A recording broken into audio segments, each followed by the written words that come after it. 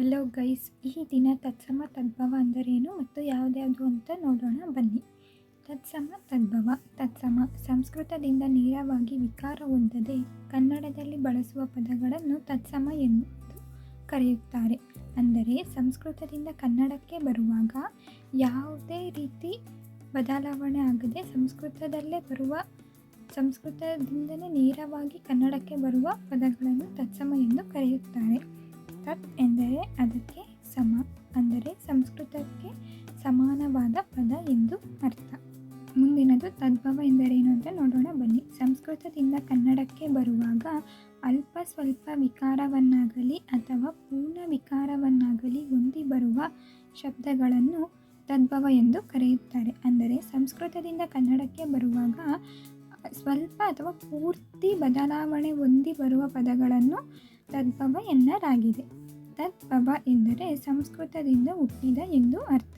ಅಂದರೆ ಮೊದಲು ಇದು ಪದ ಬಂದ್ಬಿಟ್ಟು ಸಂಸ್ಕೃತದಲ್ಲಿ ಹುಟ್ಟಿ ಕನ್ನಡಕ್ಕೆ ಬರುವಾಗ ಅಲ್ಪ ಸ್ವಲ್ಪ ಬದಲಾವಣೆ ಹೊಂದಿ ಬರುವ ಶಬ್ದವನ್ನು ತದ್ಭವ ಎನ್ನಲಾಗಿದೆ.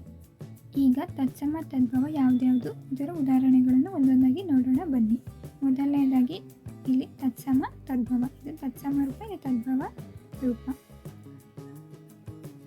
ವೀರ ಬೀರ, ವಿಜ್ಞಾನ ಭಿನ್ನಾಣ, ಕೋಕಿಲ ಕೋಗಿಲೆ, ವಂದ್ಯ ಬಂಜೆ, ಅರ್ಕ ಎಕ್ಕ, ವ್ಯಯ ಬೀಯ, ವ್ಯಾಪಾರಿ ಬೇಆರಿ, ಸಂದೇಹ ಸಂದೇಯ, ಕಾವ್ಯ ಕಬ್ಬ, ಅಮೃತ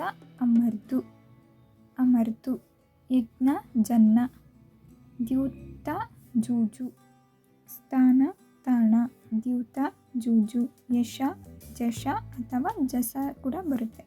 ಕಾರ್ಯ ಕಜ್ಜ, ಚಂದ್ರ ಚಂದಿರ, ವಿದ್ಯಾಧರ ವಿಜ್ಜೋದರ, ಶ್ರೀ ಸಿರಿ, ಅಟವಿ ಅಡವಿ. ಇದಾಗಿತ್ತು ತತ್ಸಮ ತದ್ಭವ ಉದಾಹರಣೆಗಳು. ಈ ವಿಡಿಯೋ ನಿಮಗೆ ಇಷ್ಟ ಆಗಿದ್ದರೆ ಮತ್ತು ಯೂಸ್ಫುಲ್ ಅನಿಸಿದ್ರೆ ಲೈಕ್ ಮಾಡಿ, ಶೇರ್ ಮಾಡಿ, ಕಮೆಂಟ್ ಮಾಡಿ. ತಪ್ಪದೇ ನಮ್ಮ ಚಾನಲನ್ನು ಸಬ್ಸ್ಕ್ರೈಬ್ ಮಾಡ್ಕೊಳ್ಳಿ. ಹೀಗೆ ನಮ್ಮ ಚಾನಲ್ಗೆ ಸಪೋರ್ಟ್ ಮಾಡಿ. ಪ್ಲೀಸ್ ನಮ್ಮ ಚಾನಲನ್ನು ಸಬ್ಸ್ಕ್ರೈಬ್ ಮಾಡ್ಕೊಳ್ಳಿ. ಮುಂದಿನ ವಿಡಿಯೋದಲ್ಲಿ ಸಿಗೋಣ. Thank you for watching.